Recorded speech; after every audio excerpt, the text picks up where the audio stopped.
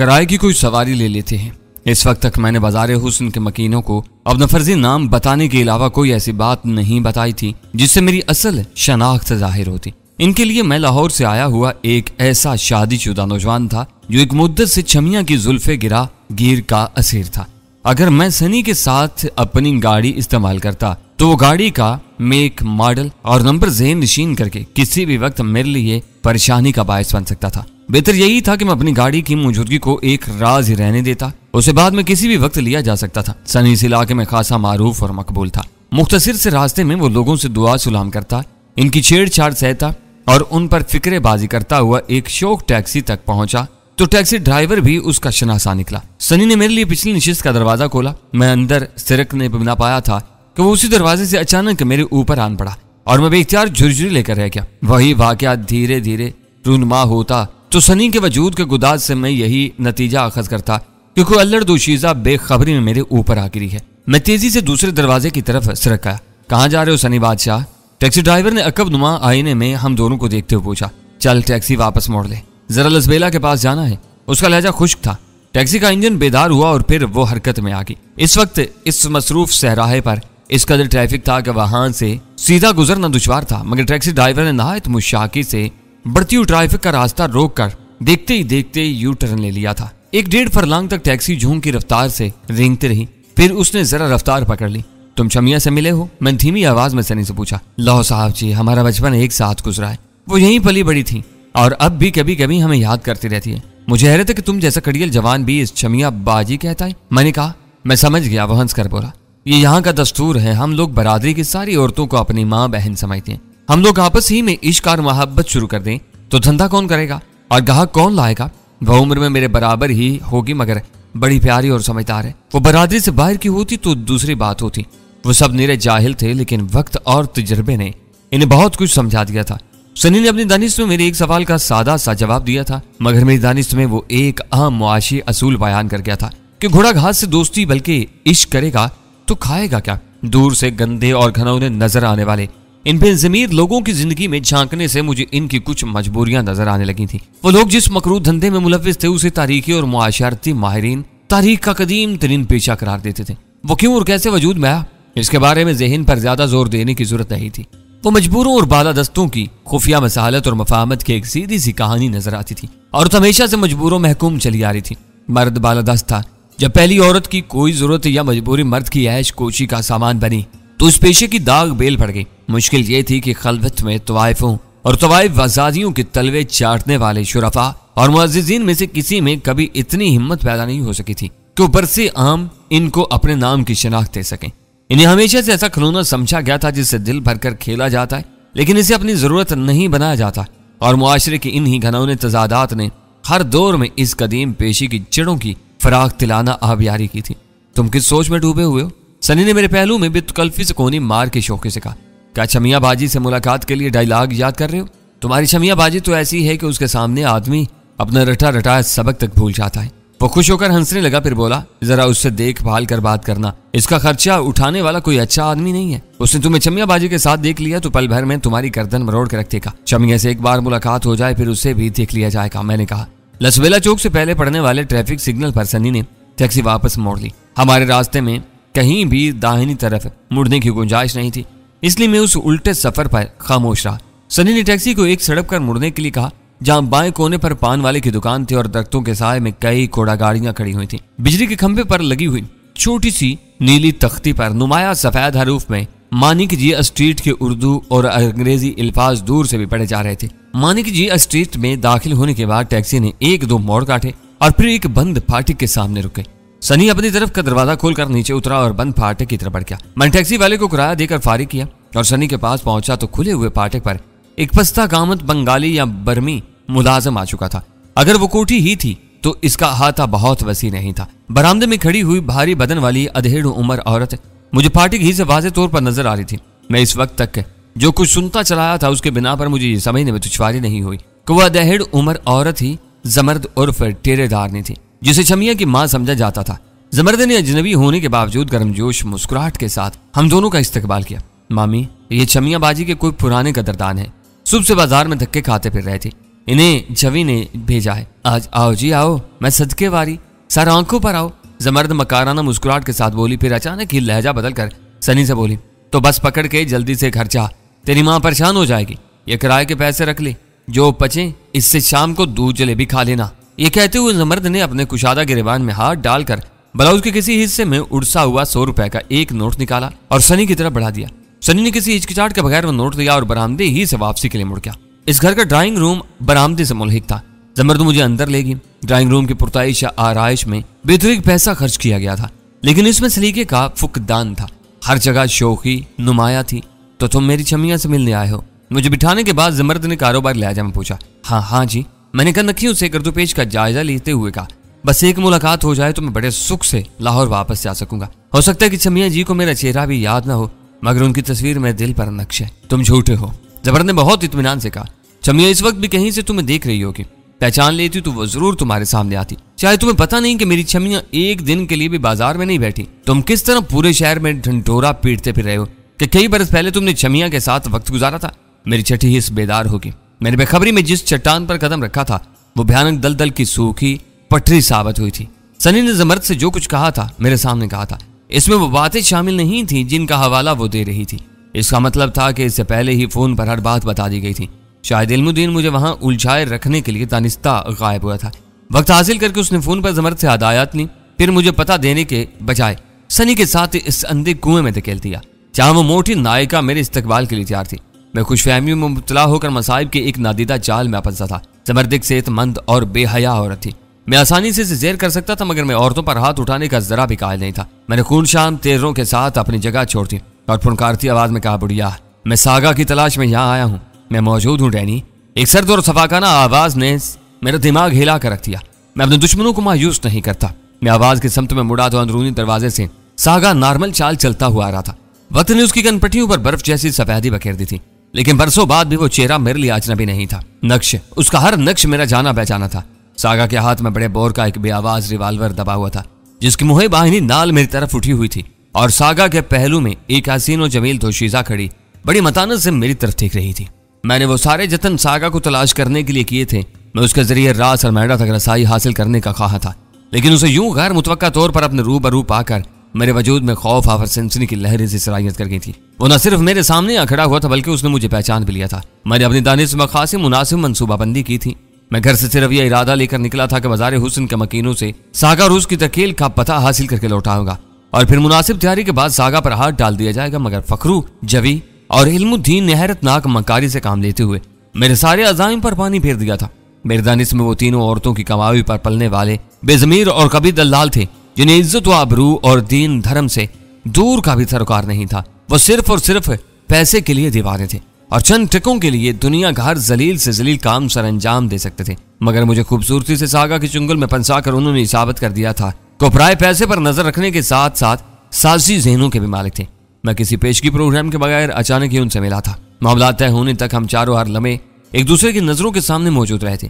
इन तीनों को तखलिये में मेरे खिलाफ मशवरा करने का कोई मौका नहीं मिला था। यह और बात थी कि खरीदार की नजर में लिखी हुई तहरीर को पढ़कर इशारों ही इशारों में जिस्मों का मोल चुकाने वाले इन मुशरंडों ने मुझसे गुफ्तगू के दौरान मेरी नजरें बचाकर इशारों कनायों में एक दूसरे को अपनी हिकमत अमली समझा दियो और फिर नहायत खामोशी से इस पर अमल कर गुजरे हो। जमर्द भाई सागा की दौलत के बल पर अपनी बेटी छमिया को साथ लेकर इस गंदे बाजार के कोठे से शहर की कोठी में जरूर मुंतकिल हो गई थी, लेकिन बाजार वालों से उसके गहरे रिश्ते अस्तवार थे। उनके दिलों में डेरेदारनी और छमिया के लिए हमदर्दी और वफादारी के जज्बात मौजूद थे। ये सरासर झूठ था। इन तीनों में से किसी को डेरेदारनी का पता मालूम नहीं था। वो खबीर सब कुछ जानते थे। जमर्द बता चुकी थी कि उसकी छमिया ने बाजार हुस्न में एक दिन के लिए भी अपने हुस्न जमाल का बाजार नहीं सजाया था। शायद वो बाजार की जिन्स बनने से पहले ही सागा के दिलो दिमाग में समा चुकी थी। जो ही मैंने छमिया के साथ वक्त गुजारने का जिक्र किया, इन तीनों ने मेरा झूठ पकड़कर अंदाजा लगा लिया होगा कि दाल में जरूर कुछ काला है। इन्होंने मुझे अपने इस अंदाजे की हवा भी नहीं लगने दी। हरीसाना अंदाज में मोल तोल करते रहे। फिर इल्मुद्दीन 100 रुपए का नोट लेकर पता लाने के बहाने वहां से खिसक गया। उसने यकीनन कहीं से डेरेदारनी को फोन पर खबर दी होगी कि बाजार में कोई शख्स इसके बारे में पूछगछ करता फिर रहा है, और डेरेदारनी ने फौरन ही इस मुश्तबा शख्स को अपने नए डेरे पर पहुंचाने की हिदायत देकर सागा को सूरत हाल से आगाह कर दिया होगा। पहला इम्कान तो यही था कि सागा अपनी खुश जमाल महबूबा की जुल्फों के साए में इब्तदा ही से इस छत के नीचे मौजूद रहा हो। अगर वो वहां नहीं था तो डेरेदारनी से नई खबर मिलते ही मुश्तबा आदमी के इस्तकबाल के लिए वहां पहुंच गया। पूरा खेल बता रहा था कि असमत और आबरू के वो सौदागर इशारों की जुबान समझने और समझाने में पूरी तरह ताक थे और इशारों ही इशारों में आंखों से काजल चुरा लेने तक का मलका रखते थे। इल्मुद्दीन की किसी इशारती पैगाम रसानी के नतीजे में जभी उसकी तलाश के बहाने निकला, इल्मुद्दीन ने उसे डेरदारनी की हदायत से आगाह किया। जभी ने मुझे बेखबरी में शिकार करने के लिए इल्मुद्दीन को वहीं छोड़ा और किसी कोठे से सनी को साथ लेकर मेरे पास लौटाया। सनी को शायद इस साजिश का इल्म न रहा हो सकता है कि जभी ने उसे एक गाहक को डेरेदारनी के नए घर तक पहुंचाने के लिए आमादा किया हो। जब ही सनी ने रास्ते में मुझसे कहा था कि इसकी छमिया भाजी का खर्चा उठा लाने वाला आदमी अच्छा नहीं है। उसने मुझे छमिया के साथ देख लिया तो पल भर में मेरी गर्दन मरोड़ कर रखेगा। इस साजिश में सनी का किरदार बहुत महदूद था।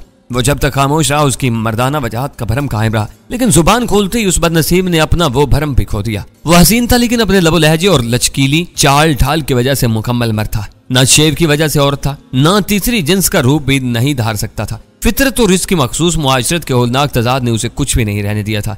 इंसान फितरत के अब्दी असूलों को ललकार कर जिंदा रहने की कोशिश करता है तो यही सानिया पेश आता है कि वो हर जहत में अपनी शनाख्त खोकर एक बेजिन्सो नाम हैवान बनकर रह जाता है। सनी ने मुझे डेरदारनी के घर पहुंचाया। इसके ब्लाउज के पसीने में मैं का 100 रुपए का नोट किराए के नाम पर हासिल किया और मुझे इस नाबेरबान हाथे में छोड़कर रुखसत हो गया।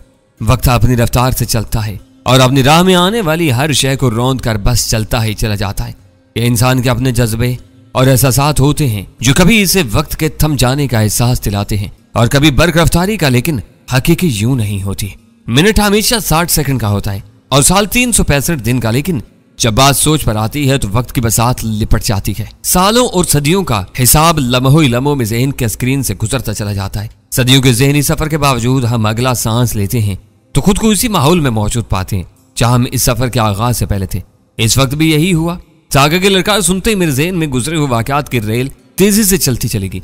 शायद वो अपने दुश्मनों को मायूस न करने का दावा करने के बाद लम्हा भर के लिए खामोश हुआ था। मैं गुजरे हुए वाकयात की कड़ियां मिलाता हुआ सनी की रवानगी तक पहुंचा तो सागा कह रहा था, तुम भूल गए थे कि तुमने सागा की तलाश के लिए जिन दरवाजों पर दस्तक दी है वो नादिया के मेके में खुलते हैं। खूब है। मैंने जहरीले लहजे में उसकी बात काट दी और कहा, वो छमिया का मेका है तो तुम्हारी ससुराल होगी। तुमने क्या देखकर इस गंदगी में मुंह मारा है? तुम तो हमेशा से इज्जतदार बनने की शौकीन थे। मेरे तलख और बेरहमाना फिक्रों पर सागा के चेहरे के नकोश बिगड़ गए। वो बोला तो अल्फाज की अदायगी के साथ उसके दोनों कान हरकत कर रहे थे। अपनी जुबान को लगाम तो हो। वो दिन गुजर गए जब तुम फिरौन बनकर दूसरों पर हुक्मरानी करते थे। अब तुम मेरे कैदी हो। अपनी इस औकात को मत भूलो। मैं वही हूं जो था।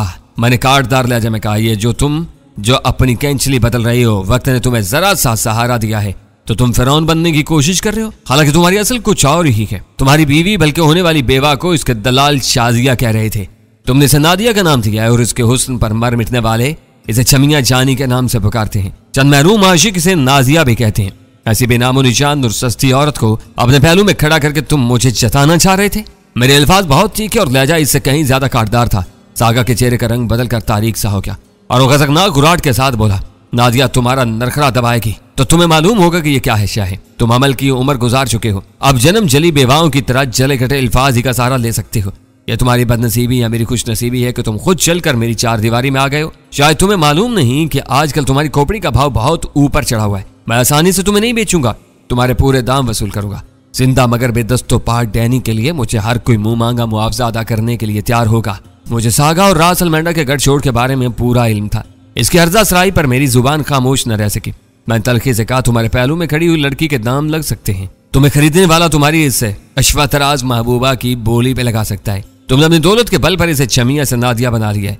तुमसे बड़ा कोई साहूकार इसे नादिया से 2-4 छमिया बनाकर छमा छम अपने इशारों पर नचाएगा, मगर डैनी को इतनी आसानी से नहीं बेचा जा सकता। ये बात तुम खुद भी अच्छी तरह जानते हो। मैंने दनिस्ता रास अलमेंडा का नाम नहीं लिया था। उसकी वैश्याना अना में लफ्जों के वो गहरे घाव लगाते हुए मेरे हाथ गैर इरादी तौर पर पतलून की जेबों की तरफ बढ़ते ही थे कि सागा पैर जमीन पर पटक कर चिल्ला उठा, हाथ ऊपर उठाओ। मेरे साथ कोई चाल चलने की कोशिश की तो मैं डायरेक्ट तुम्हारी खोपड़ी उड़ा दूंगा। मैंने इस्तज़ाई हंसी के साथ अपने दोनों हाथ शानों से ऊपर उठा लिए और कहा, मेरी खोपड़ी उड़ा दोगे तो मेरी शनाख्त खत्म हो जाएगी। तुम्हारा नया आका अपने साथियों को डसने वाला जहरीला नाक है। वो तुम्हारे दावे पर एतबार नहीं करेगा। समझेगा कि तुम किसी और को मार कर डैनी बना लाए हो। एक एक करके अपने कई साथियों को निकल चुका है। किसी बहाने से तुम्हें भी डस लेगा और नादिया को इसके मातमी लिबास समेत अपने किसी इशरत कदे में ले जाएगा, जहां हर रात एक नई नादिया इसके लिए फूलों की सेज सजाकर खुद कांटों पर लौटती है। बस टैनी, मेरे नफेतुले अल्फाज ने सागा को उस बुरी तरह घायल किया कि उसने बुलबुलाकर मुझे खामोश कर दिया और कहा, तुम मुझे मुश्तिल नहीं कर सकते। मैं इस वक्त तुम्हें खत्म करके तुम्हारी लाश की कीमत वसूल कर सकता हूँ, मगर मैं तुम्हें जिंदा रखूंगा। तुम्हें सब कुछ मालूम ही है तो तुम ये भी जानते होगे कि तुम मेरे चालाक दुश्मन हो तो तुम्हारा सौदा करने वाला मेरा मकार दोस्त है। मैं इससे तुम्हारी मुंह मांगी कीमत वसूल करूंगा। तुम मेरी लाटरी हो,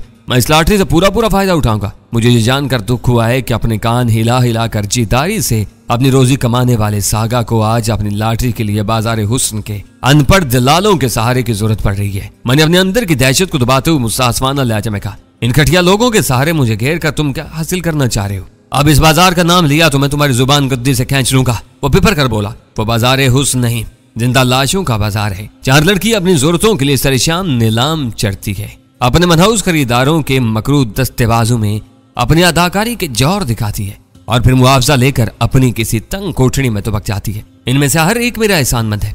मैंने किसी को तुम्हारे पीछे नहीं लगाया था। ये उन अनपढ़ आबरू फरोशों की दिली मोहब्बत है कि तुमने नादिया के बारे में सवाल किया और उन्होंने मेरी एहसानमंदी से मगलूब होकर फौरन जमर्द बाई को खबर कर दी। वो गंदी नालियों में जरूर रहते हैं मगर कीड़े नहीं, इंसान है। मोहब्बत और एहसास को खूब समझते हैं। तुम्हें घेर कर इन्होंने तुम पर अपनी बर्तरी साबित कर दी। मैं भी तुम्हें यही समझाना चाह रहा था। मैंने उससे सुलगाने के लिए कहा, बाजार हुस्न तुम्हारी अज़दवाजी मजबूरी है तो मैं भी इसका नाम नहीं लूंगा। मगर मैं तुमको यही बताना चाह रहा था कि आज मुसम्मात नाजिया तुम्हारी मकरूबाओं में अपनी अदाकारी के जौहर दिखा रही है तो कल ये किसी और गाहक की हड्डियों का अर्क चूसती हुई नजर आएगी। इसे अपने साथ खड़ा करके तुम मुझे क्या बताना और समझाना चाह रहे हो? हम अपने मामलात नादिया, नाजिया, शाजिया या शमिया बाई के बगैर भी मुनासिब तरीके पर तय कर सकते हैं। इसे चंद सेकंड पहले जज्बात के रोह में आकर यह एतराफ कर लिया था कि रास अलमैंडा से मेरी भारी कीमत वसूल करने के लिए मुझे जिंदा रखने का ख्वाह था, इसलिए मेरी जुबान जरूरत से कुछ ज्यादा ही बेलगाम हो चली थी। मैंने उससे वह हर बात कह डाली थी जो मेरे दिल में आई थी। मेरे वो अल्फाज मसलहत कोश सागा को मुश्किल नहीं कर सके, लेकिन अपनी नाम निहाद बेटी की तस्लीर और तहकीर पर जमर्द बाई का पारा चढ़ गया और वो मुश्किल होकर बोली, सागा खड़ा खड़ा मुंह क्या देख रहा है इस हरामी का? सर में गोली मार के किस्सा खत्म कर हरामजादे का। मुकद्दर से जो मिलना है वो मिल ही जाएगा। इसका सांस चलता रहा तो जुबान भी यूं ही चलती रहेगी और जहर उगलती रहेगी। तुम दोनों अंदर जाओ। सागा ने अपनी मुहिब रिवाल्वर की आईनी नाल लहराकर सर्द और खुश्क लहजे में नादिया और जमर्द बाई से कहा, तुम्हारे सामने ये ज्यादा ही बोल रहा है। मैं तन्हाई में इससे कुछ फैसला करूं बल्कि आखिरी बातें करना चाहता हूँ। इसकी जिंदगी का निसार ही बातों पर होगा। ए मियाँ, मैं अंदर जा तो नहीं हूँ लेकिन कान खोल कर सुन लो। मैं अपनी चांद सी मासूम बच्ची पर बेवफाई का इल्जाम बर्दाश्त नहीं कर सकती। देरदार ने बाजारी अंदाज में दोनों हथेलियां पीट कर मुझे दाहिना अंगूठा दिखाते हुए भड़क कर सागा से बोली, तो मेरी नारिया को कोठे से भगा कर नहीं लाए हो। ये तुम्हारी बीवी है और अल्लाह ने चाहा तो बेवा भी तुम्हारी कहलाएगी। ये याद रखो कि तुम्हारी बीवी की इज्जत तुम्हारी इज्जत है। इस पर बातें बनाने वाला तुम्हारा दोस्त ही हो नहीं सकता। डेरेदार ने यह कहती और मटकती हुए अंदरूनी दरवाजे की तरफ चलती।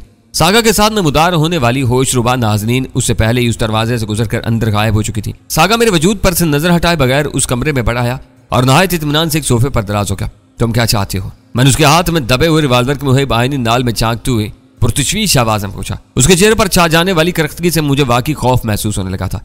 तुम्हारी जेबों में कोई हथियार मौजूद है तो उसे निकाल कर कालीन पर डाल दो, इसके बाद तुमसे कोई बात हो सकेगी। सागा ने सर्द बेरहमाना लहजा में कहा, मेरे पास कोई हथियार नहीं है। मैंने कदरे मुदाफाना लहजा में जवाब दिया, मैं तुम्हारे साथ लड़ने के लिए नहीं किसी मसालत के इरादे से आया हूँ और इसीलिए गैर मुसल्लह हूँ। ये बहुत अच्छी बात है। उसने कहका लगा कर कहा, निहत्ता दुश्मन नाकारा बकरे की तरह होता है जो बहुत ज्यादा शोर मचाने के बावजूद कोई कारकर्दगी नहीं दिखा पाता। मुझे तुम्हारे अल्फाज पर एतमाद है। तुम चाहो तो कहीं भी बैठ सकते हो, लेकिन अब तुम मेरे निशाने पर हो। मैं तुम्हें टांगों से माजूर कर दूंगा। ये कहते ही उसने अपने रिवाल्वर की लबलबी दबा दी। खौफनाक धमाकों के साथ पै दर पै 2 गोलियां चली। मेरे हल्क से इस्तरारी तौर पर चीखें आजाद होगी, लेकिन इसके साथ ही मेरे कदम भी तेजी से हरकत में आए थे। मेरी नजरें सागा के हाथ पर दबे हुए पिस्तौल की नाल पर थीं और मैंने बिजली किसी सुराग से खुद को आग उगलते हुए इस नाल की जद में आने से बचा लिया था।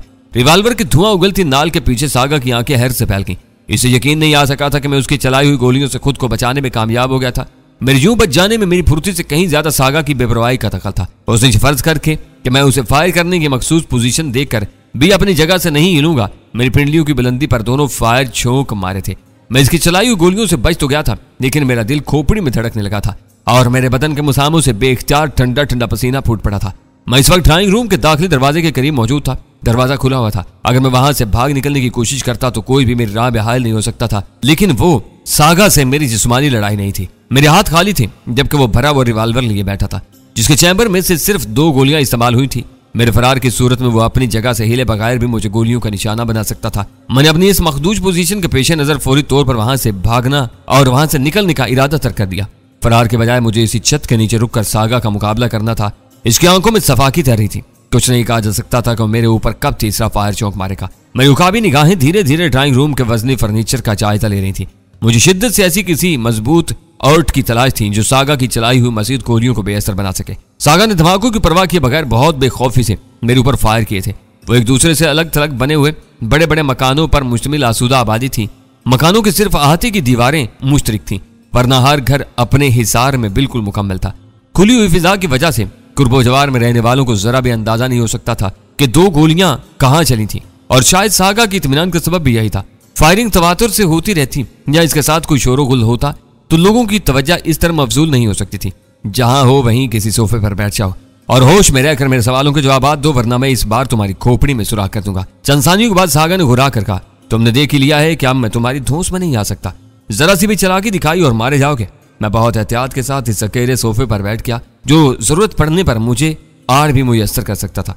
मैंने सोच लिया था कि जूं ही सागा की नजर जरा सी चुकी, मैंने शीश छोड़कर सोफे के पीछे चला जाऊंगा। इस वक्त तक तुम मुसल्ला हो और मैंने हाथ था, मैं कोई खतरा मोल नहीं लूंगा। वो अपने दोनों कानों की तेज जुम्बश के साथ बोला, ये तुम्हारी गलत फहमी है।